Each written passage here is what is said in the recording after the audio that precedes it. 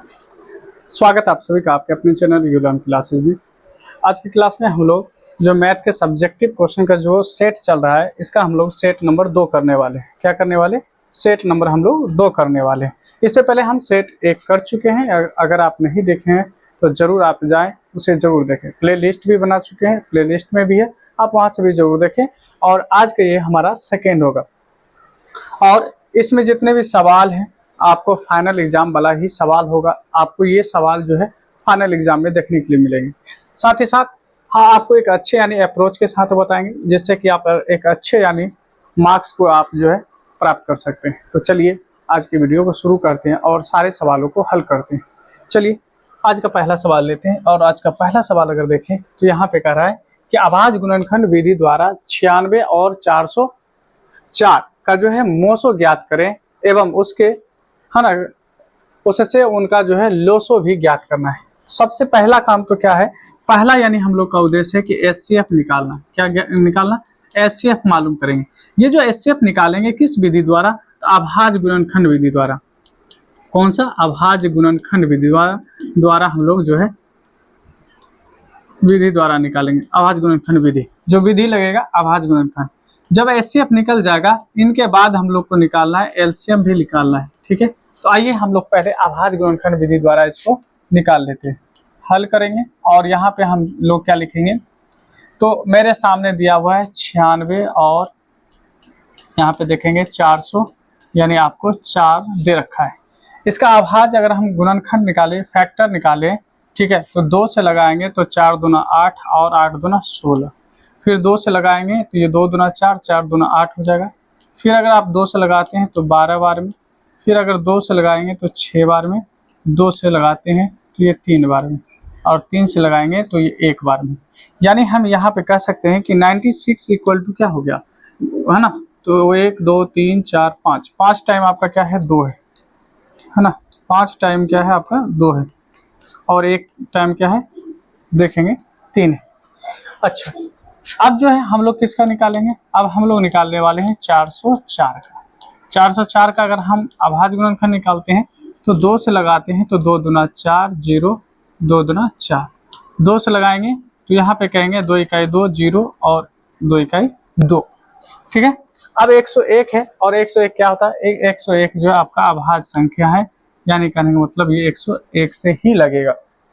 अब यहाँ पे अगर हमें 404 को लिखे तो कहेंगे 2 गुना 2 और गुना 101, 101 हो जाएगा। ठीक है,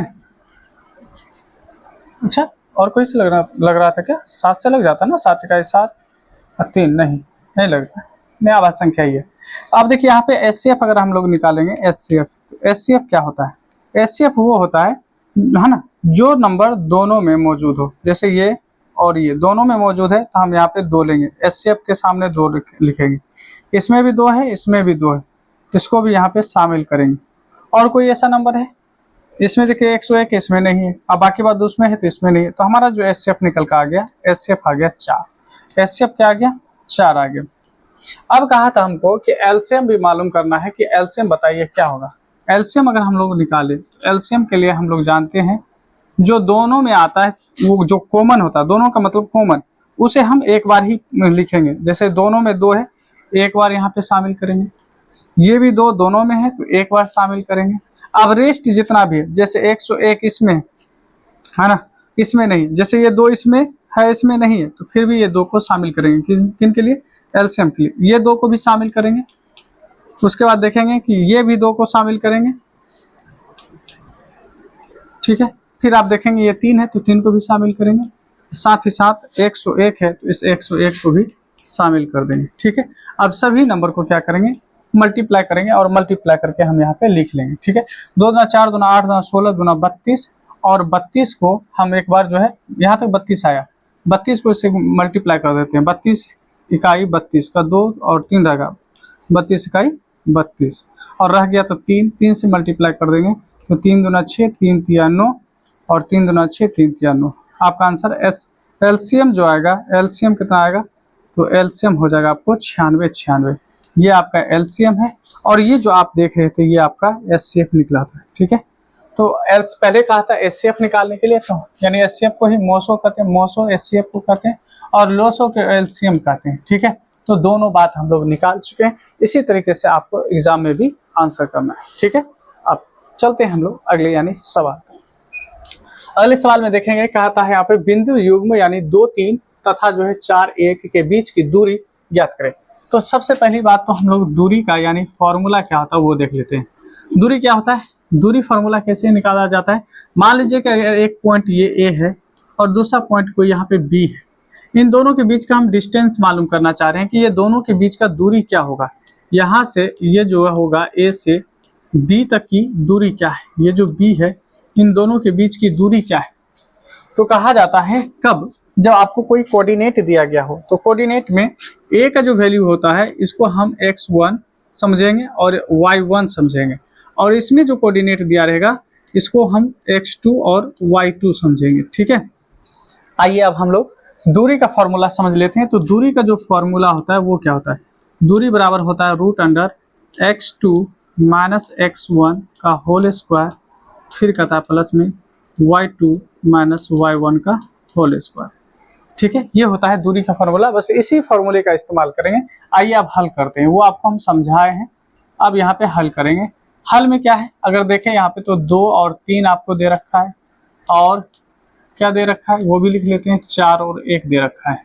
ठीक है, अब देखिए x1 क्या हो जाएगा, x1 हो जाएगा आपका ये, y1 क्या हो जाएगा, ये हो जाएगा 3, y1 हो जाएगा। उसके बाद देखेंगे अगर हम कहेंगे कि x2 क्या होगा, तो x2 हो जाएगा 4, और कहेंगे y2 क्या हो जाएगा, तो y2 हो जाएगा 1। अब होता है दूरी फार्मूला। दूरी फार्मूला का मतलब होता है यहाँ पे कि x2 - x1 का होल स्क्वायर प्लस में y2 - y1 का होल स्क्वायर, ये होता है। अब ध्यान देंगे x2 की जगह पे क्या है, x2 की जगह पे 4 है तो 4 रखिए, माइनस का माइनस, और x1 की जगह पे 2 है तो 2 रखिए, इसका होल स्क्वायर प्लस में y2 की जगह पे 1 है, माइनस y1 की जगह पे 3 है, रख के इसको है ना स्क्वायर कर दीजिए, और ये रूट के अंदर में है। अब ध्यान देंगे कि 4 में से अगर 2 घटाते हैं तो 2 का यानी स्क्वायर हो जाएगा, 2 का स्क्वायर, और 1 में से 3 घटाएंगे तो -2 का स्क्वायर, और ये रूट के अंदर है। अब देखेंगे 2 गुना 2 4 होता है, माइनस गुना माइनस प्लस, और 2 गुना 2 4 होता है। तो आप देखेंगे ये हो गया 8 हो गया, 4 है ना, 2 2 क्या यानी 4 4 क्या हो गया, 8 हो गया। क्या इसी 8 को 2 गुना 2 लिख सकते हैं, इससे पता चल गया कि 2 गुना 4 2 8 हो गया।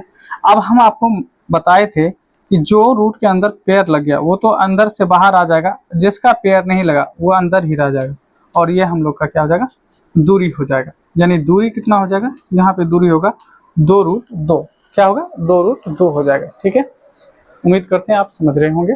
आइए अगले सवाल को देखते हैं। चलिए, कहता है कि यदि sin 3a बराबर में cos a - 26 डिग्री हो तो जहाँ 3a एक न्यून कोण है। न्यून कोण क्या होता है, एक बार ये समझ लीजिए। न्यून कोण का मतलब होता है एक्यूट एंगल, इंग्लिश में कहते हैं इसको न्यून कोण। न्यून कोण का मतलब होता है कि 0 डिग्री से बड़ा होगा, लेकिन अगर कोई न्यून कोण है तो 0 डिग्री से बड़ा होगा। मान लीजिए अगर थीटा है, थीटा का मतलब एंगल है, 0 डिग्री से बड़ा होगा, लेकिन ये जो होगा 90 डिग्री से छोटा होगा।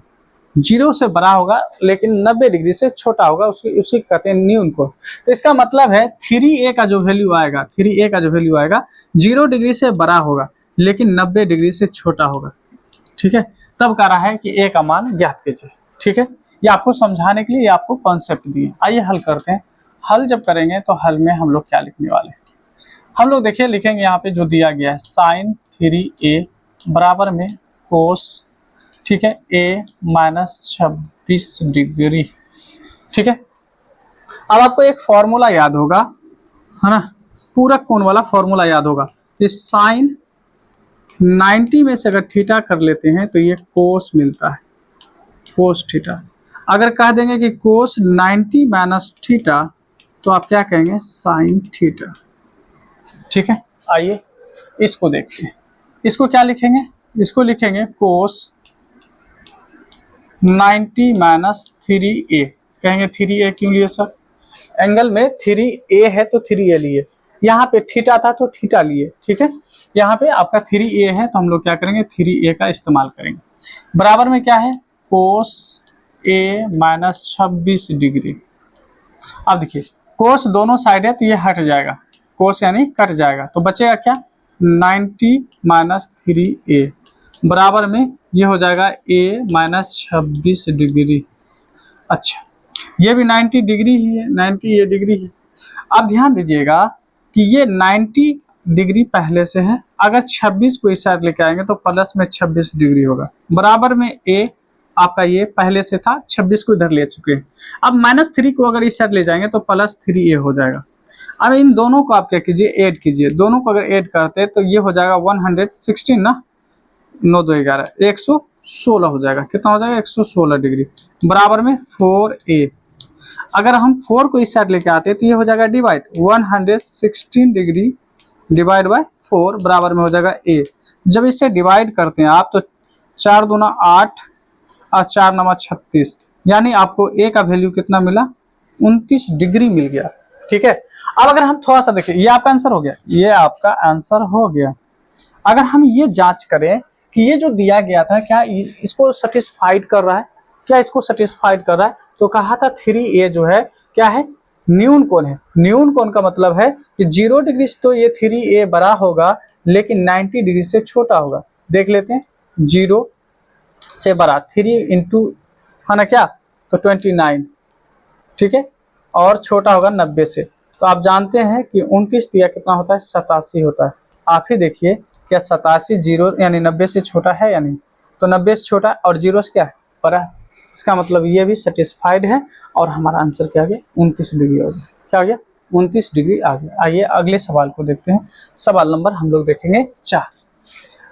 बहुत ही बेहतरीन सवाल है ये। देखिए जितने भी सवाल आपको बता रहे हैं ये सारे सवाल आपको फाइनल एग्जाम में देखने के लिए मिलेंगे, बहुत इंपॉर्टेंट है। बस आपको हम जैसे बता रहे हैं बस प्रैक्टिस करना, बार बार बनाइए, है ना, इजी हो जाएगा आपके लिए। आइए इस सवाल को अगर हम हल करें तो सबसे पहले देखिए त्रिभुज का शीर्ष दिया है, उसका क्षेत्रफल कर रहा है ज्ञात करने के लिए। जब ऐसा अगर आपसे पूछे, ये आपको समझाने के लिए दे रहे हैं, ये जो हम लिख रहे हैं ये आपको समझाने के लिए ये लिख रहे हैं। ठीक है, ध्यान दीजिए होता क्या है, अगर ये a है, ये अगर b है और ये आपका c है, तो इसका कोऑर्डिनेट होता है x1 y1, इसका कोऑर्डिनेट होता है x2 y2, इसका कोऑर्डिनेट होता है x3 और y3। ठीक है, और जब भी आपसे त्रिभुज का क्षेत्रफल पूछे कोऑर्डिनेट देकर, यानी कोऑर्डिनेट देकर, जैसे इसमें भी देखिए 3 कोऑर्डिनेट दिया गया है और आपसे क्या पूछ रहा है, क्षेत्रफल पूछ रहा है। तो कोऑर्डिनेट देकर अगर आपसे क्षेत्रफल पूछे तो है ना, त्रिभुज का जो क्षेत्रफल होता है, इसका जो क्षेत्रफल होगा इसका फॉर्मूला होता है। फॉर्मूला क्या होता है, 1/2। आप देखिए, अब कहेंगे x1, 1 के बाद क्या आएगा, तो 2 आएगा, और ये 2 देखिए x के बाद y आएगा, और देखिए इसमें देखेंगे तो x1 है ना, x2 और यहाँ पे x3 है, y1 y2 y3 है। फॉर्मूला याद रखने के लिए क्या कीजिएगा, याद रखना है x1 यहाँ पे पुट किए तो आप 2 आएगा, लेकिन इस छोटे वाले ब्रैकेट के अंदर जितना भी आएगा वो y आएगा। तो यहाँ पे x के बाद 1 के बाद 2 और 2 के बाद क्या आएगा 3, इसमें से माइनस करके फिर यहाँ पे प्लस करेंगे, x2 लिखेंगे, x2 अब फिर ब्रैकेट डालेंगे, 2 के बाद क्या आता है 3, तो y3 माइनस y1 होगा। आप कहेंगे कि 1 क्यों हुआ, 3 के बाद 4 क्यों ना है, क्योंकि 4 है ही नहीं, 3 के बाद फिर वो रिपीट करेगा 1 से। फिर देखिए x2 लिखने के बाद x3 लिखेंगे। अब जैसे x3 लिखे तो इसका मतलब है 1 से स्टार्ट होगा, तो y1 माइनस y2, ये होता है किसका क्षेत्रफल, ये होता है आपका त्रिभुज का क्षेत्रफल। ठीक है, याद रखिएगा ये होता है त्रिभुज का क्षेत्रफल। इतना बात हम लोग जान गए। अब आइए हम लोग हल करते हैं। हल करने में यहाँ पे देखेंगे कि आपका जो शीर्ष दिया गया है वो है 1 माइनस में 1, फिर दे रखा है आपको -4 6, ये -4 है, -4 और -4 और 6, उसके बाद क्या दे रखा है -3 और -5 दे रखा है। ठीक है, ये दे रखा है। अगर हम यहाँ से x1 निकालें तो x1 हो जाएगा 1, y1 निकालेंगे तो ये हो जाएगा -1, अगर हम x2 निकालें तो ये हो जाएगा -4, अगर हम यहाँ पे y2 निकाल लें तो ये हो जाएगा 6, अगर x3 निकाल लें तो ये हो जाएगा -3 और y3 निकाल लें तो ये हो जाएगा आपको -5। ठीक है, यहाँ तक कोई दिक्कत नहीं होनी चाहिए। यही फॉर्मूला लगाएंगे त्रिभुज का क्षेत्रफल। त्रिभुज का जो क्षेत्रफल होता है फॉर्मूला भी हम आपको जस्ट बताएं, 1/2, उसके बाद x1 तो y2 माइनस y3, फिर कहेंगे प्लस में x2 तो कहेंगे y3 माइनस y1, फिर कहेंगे x3 प्लस में तो यहाँ कहेंगे y1 माइनस y2। ये आपका क्या है फॉर्मूला है। अब देखिए 1/2 रहेगा, उसके बाद देखिए x1 का वैल्यू 1, फिर y2 का वैल्यू क्या है 6 माइनस y3 का वैल्यू क्या है, देखिए यहाँ पे पहले से माइनस है और यहाँ भी y3 में भी आपको माइनस है, तो माइनस गुना माइनस प्लस हो जाएगा और 5 का 5 प्लस x2 का वैल्यू क्या है माइनस में 4। तो देखिए यहाँ है प्लस यहाँ है माइनस, तो माइनस प्लस होता है आपका माइनस, तो माइनस हो जाएगा 4।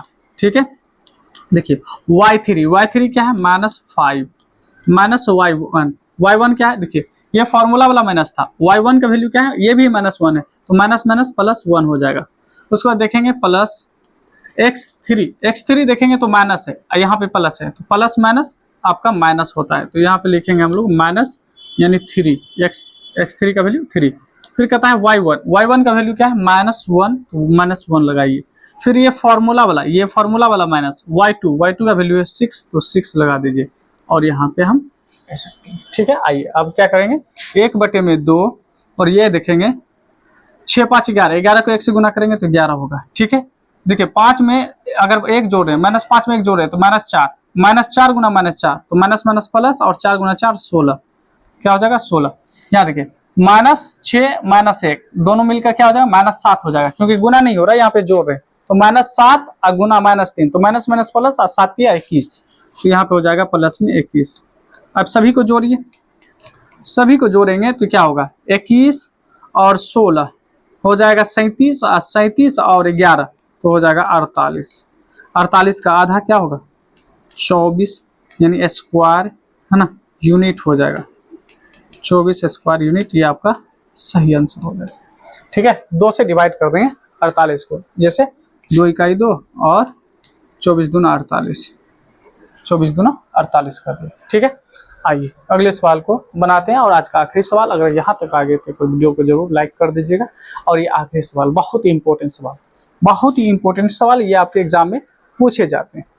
देखिए यहाँ पे कह रहा है कि एक त्रिभुज एबीसी की भुजा जो है बीसी पर एक बिंदु डी इस प्रकार स्थित है कि एंगल एडीसी बराबर में एंगल बीएसी, तो दिखाइए कि सी का स्क्वायर यहाँ पे होता है सीबी है ना इंटू CD के यानी इक्वल होता है। आइए इस सवाल को हम लोग बनाते हैं, बहुत ही अच्छे से बनाने की प्रयास करेंगे और चीज़ों को समझाने की प्रयास करेंगे। ठीक है, समझाने की प्रयास करेंगे।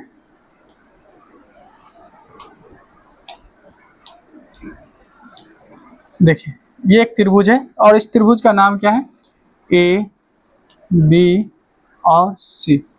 कहा यहाँ पे कि BC भुजा पर, भुजा यानी ये BC जो देख रहे हैं इस भुजा पर, ठीक है, इस भुजा पर एक बिंदु D है, एक बिंदु क्या है D है, और D जो बिंदु मान लीजिए कि अगर ये D है, इसमें भी इस प्रकार है कि एंगल ADC, एंगल A से D जाएंगे और फिर यहाँ से C जाएंगे, है ना, कौन सा ADC। अगर हम इसको दूसरे कलर से दिखा पाए आपको, ADC देख पाएंगे आप ये, चलिए ADC ये वाला जो एंगल है क्या कहा ADC किस एंगल के बराबर है, तो कह रहा है यहाँ पे B है ना AC के बराबर है। किसके बराबर है BAC के, BAC इस एंगल के बराबर है, BAC के बराबर है, ये वाला इस एंगल के बराबर है ना, याद रखिएगा इस एंगल के बराबर है, याद रखिएगा। तब हम मुझसे कह रहा है कि बताइए कि CA का जो स्क्वायर होगा ना CB प्लस CD के है ना प्रोडक्ट के बराबर होगा, मल्टीप्लाई के बराबर होगा। ठीक है, आइए इनके पीछे के कुछ कॉन्सेप्ट को समझते हैं, फिर अच्छे तरीके से हम लोग इसको बनाने की प्रयास करेंगे। सबसे पहला 2 बात आप याद रखेंगे, उसमें पहला बात क्या है, देखिए अगर हम यहाँ पे, ठीक है, यहाँ पे हम क्या कर रहे हैं समझाने के लिए, इसको हम हटा रहे हैं इस साइड, समझिए मेरा रफ है, ठीक है, क्या है मेरा रफ है। अब हम यहाँ पे 2 ट्राइंगल लिए, क्या लिए? दो ट्राइंगल लिए। आप देख पा रहे होंगे मेरे सामने दो ट्राइंगल है। एक ट्राइंगल का नाम हम देखिए क्या लिए हैं, ए बी सी, दूसरा का नाम है पी क्यू आर। ठीक है, पी क्यू आर है। कहता है अगर ट्राइंगल ए बी सी अगर ये सिमिलर हो जाए, बस ये बात अभी समझना आपको, अगर triangle A B C P Q R के सिमिलर हो जाए, सिमिलर, ठीक है, सिमिलर हो जाए तो इसका जो रेशियो होता है, यानी ए बी का जो रेशियो होगा, ए बी रेशियो जो होगा ये पी क्यू के, और बराबर में ये बी सी का जो रेशियो होगा क्यू आर के, बी सी का जो रेशियो होगा क्यू आर के, और ये जो आप ए सी का देख रहे हैं, ए सी का रेशियो जो होगा पी आर के, ए सी का जो रेशियो होगा पी आर के, है ना, रेशियो के बराबर होगा। साथ ही साथ जो सबसे ज्यादा इंपॉर्टेंट चीज है वो क्या है कि इनका जो एंगल होगा, एंगल ए जो होगा एंगल पी के बराबर होगा, एंगल ए जो होगा एंगल पी के बराबर होगा। दूसरा एंगल जो आप ये बी देख रहे हैं ये क्यू के बराबर होगा, एंगल जो बी है ये एंगल क्यू के बराबर होगा। और तीसरा सी, एंगल सी जो होगा एंगल आर के बराबर होगा, एंगल सी जो होगा एंगल आर के बराबर होगा। ये बहुत इंपॉर्टेंट है। अब इसमें कुछ और यानी नियम होते हैं, है ना, नियम होते हैं कि दो त्रिभुज, यहाँ पे जो जिस नियम पे ये होगा वो बता रहे हैं अभी आपको, है ना। ऐसे बहुत सारे होते हैं, जैसे एस एस से भी सिमिलर होता है ना। दूसरा क्या होता है, एस ए एस से भी सिमिलर होता है। यानी तीसरा जो होता है ना, एंगल साइड एंगल से होता है, समझ रहे हैं ना। और जो है एंगल एंगल से भी होता है। तो कहता है अगर दो त्रिभुज के तीनों भुजा अगर बराबर यानी बराबर हो जाए, हाँ, उससे भी जो होता है सिमिलर हो सकता है। यहाँ पे आपको मोटा मोटी जो है इस पे फोकस करना है। अगर किसी दो त्रिभुज के दो कोण अगर आपस में बराबर हो जाए, दो कोण अगर आपस में बराबर हो जाए तो वो दोनों ट्रायंगल क्या होते हैं, सिमिलर हो जाते हैं। और जब सिमिलर होगा तो उसका साइड जो होगा सेम रेशियो में होगा। क्या होगा, सेम रेशियो में। साइड बराबर नहीं होता, सेम रेशियो में होता है। अब देखिए इसमें अगर हम आते हैं, इस ट्रायंगल को हम कुछ इस तरह से बना रहे हैं, ध्यान दीजिएगा ताकि आपको और बेहतर से समझ में आए। ये मेरा ट्रायंगल है एक, इसका नाम है ए, इसका नाम है बी, इसका नाम है सी। इसका नाम क्या है, हमारा बी है, ये हमारा बी है, यानी ए बी सी है, ये वाला बड़ा वाला। इसमें कह रहा है कि angle A D C, angle इधर बी ए सी, क्या कहा, बी ए सी, ये वाला एंगल बी ए सी, यानी बी से ए से सी, ये जो बी ए सी एंगल है ये ट्रायंगल किसके, तो कह रहा है ट्रायंगल यहाँ पे ये वाला ए डी सी, इसका नाम है ए, इसका नाम है डी, इसका नाम है सी।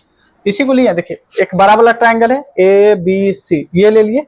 दूसरा ट्रायंगल क्या लिए, ए डी सी लिए, देखिए ए डी सी लिए। अब कहा था इसमें कि एंगल जो है बी ए सी, यहाँ देखिए बी ए सी ये इक्वल है किसके, ए डी सी के, यानी ए डी सी के, यानी ये एंगल जो है इस एंगल के बराबर है, ये एंगल जो होगा इस एंगल के बराबर है। अच्छा, आप अगर देख पा रहे होंगे बी ए सी, इस ट्रायंगल में ये जो एंगल सी है ये एंगल बड़े वाले ट्रायंगल यानी ए बी सी में भी यानी ये सी है, और छोटे वाले ट्रायंगल ए डी सी में भी सी है। आप यहाँ पे देख पा रहे होंगे कि बी ए सी ये वाला सी, यहाँ देखिए डी ए सी इसमें भी सी। अगर ये दोनों में सी आ रहा है तो इसका मतलब सी क्या है, कॉमन है, नहीं है। तो जब कॉमन हो गया तो हम ये कह सकते हैं कि एंगल ये एंगल इस के बराबर है और ये एंगल जो है इस एंगल के बराबर है। इसको हम डबल से दिखाते हैं, ये एंगल इस एंगल के बराबर है। अभी बताए जब दो त्रिभुज के दो कोण बराबर हो जाए तो वो दोनों त्रिभुज क्या होते हैं, सिमिलर हो जाते हैं। क्या हो जाते हैं, सिमिलर हो जाते हैं। आइए इसको हम हल कैसे करेंगे, अब यहाँ से हल कर रहे हैं हम लोग, है ना। आप लोग जब हल करेंगे तो कहाँ से करेंगे, यहाँ से करेंगे। हल में कहेंगे हम, है ना, कहेंगे एक त्रिभुज ए बी सी दिया है जिसमें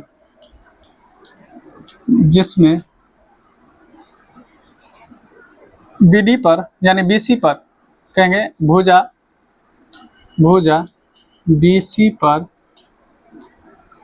एक बिंदु डी इस प्रकार है कि एंगल ADC बराबर है एंगल BAC के। BAC के बराबर है, कोई दिक्कत की बात नहीं।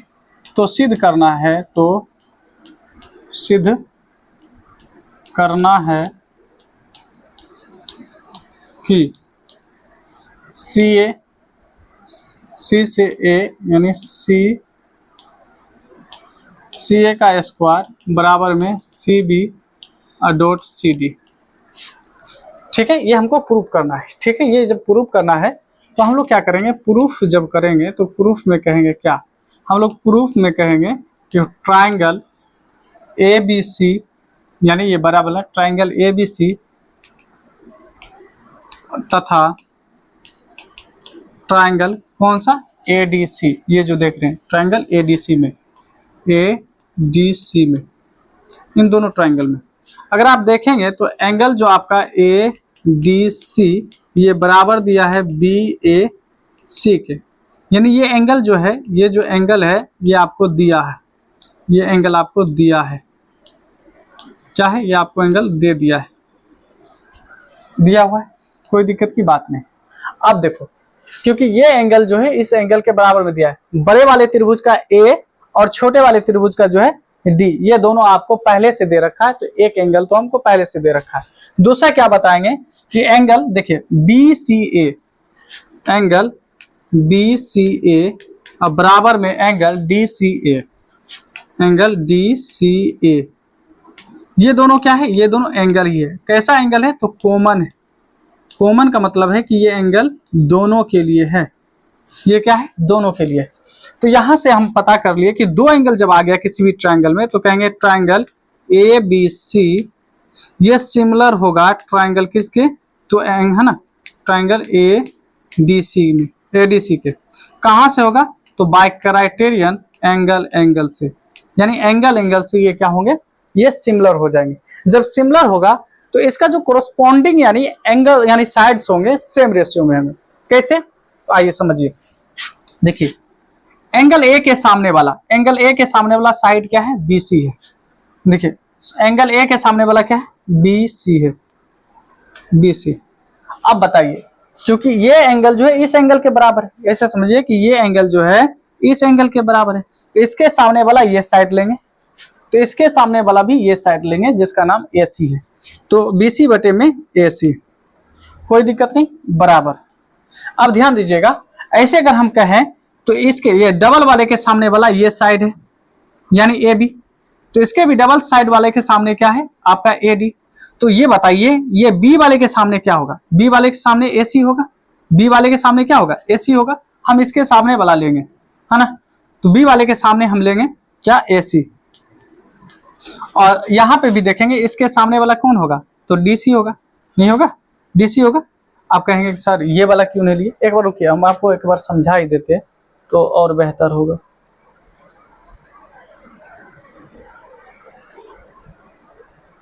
देखिए अभी हम क्या लिए थे, A के सामने वाला BC लिए, तो इसके सामने वाला D के सामने वाला, क्यों, क्योंकि A जो है D जो है ना A के बराबर है, तो A के बराबर वाला साइड हम BC लिए, तो यहाँ पे D के सामने वाला AC लिए, राइट। अब दूसरा देखिए, अब ये डबल एंगल वाला इसके सामने वाला जो साइड है इसका नाम है AB, तो इसके भी डबल के सामने वाला देखिए इसका नाम है AD, क्या है AD, बराबर में इसके सामने वाला जिसमें एंगल नहीं लगा हुआ था, इसके सामने वाला AC है तो हम लेंगे AC। और यहाँ भी देखेंगे इसके सामने वाला DC है तो DC लेंगे, क्या लेंगे, DC या CD एक ही बात है, DC। अब देखिए मुझे ये लाना है तो AC स्क्वायर करेंगे, तो AC के लिए AC और AC क्रॉस मल्टीप्लाई करने पे होगा, तो बीच वाला मुझे लेने की जरूरत नहीं है, बीच वाले से कोई लेना देना नहीं है क्योंकि वो हमको प्रूफ में नहीं आएगा, ठीक है। इसलिए हम क्या करते हैं, इसको हटा लेते हैं, बस इसको हम क्या करेंगे, इसको हटा लेंगे, ठीक है। और इसको थोड़ा सा इस साइड में लिख लेते हैं, तो इसको हम लिखेंगे यहाँ पे AC को हम CA भी लिख सकते हैं, है ना, जैसे यहाँ पे AC था इसको भी हम CA भी लिख सकते हैं, उससे कोई फर्क नहीं पड़ेगा। CA क्या लिख सकते हैं, AC बोलिए या CA बोल सकते हैं आप, CA। और नीचे में अगर देखेंगे तो CD हो जाएगा, अब इसको क्रॉस मल्टीप्लाई कीजिए। आप इसको अगर इसको गुना करते हैं तो AC गुना AC यानी AC यानी CA का स्क्वायर बराबर में BC को CD से गुना करेंगे तो कहेंगे BC इंटू CD। और यही आपसे कह रहा था प्रूफ करने के लिए, जो कि हम लोग प्रूफ कर चुके हैं। ये दो आपको तोड़ के समझाएं, है ना, ये दो तोड़ के समझाएं, नहीं तो एक ही फिगर आप बना लेंगे, इसी में आपका सही हो जाएगा। इसमें और कोई फिगर बनाने की जरूरत नहीं है, लेकिन हम आपको अलग अलग फिगर इसलिए बना दिए ताकि आपकी समझ बेहतर हो सके। तो आज के यानी वीडियो में बस ये आपको 5 सवाल यानी 5 सब्जेक्टिव सवाल है, तो इनके बारे में आप जरूर राय दें, कमेंट करें और बताएं कि आज का क्लास कैसा रहा। और यहाँ तक आ गए तो एक बार वीडियो को लाइक कर दें और चैनल पर नहीं होंगे तो सब्सक्राइब जरूर करें। मिलते हैं नेक्स्ट वीडियो में।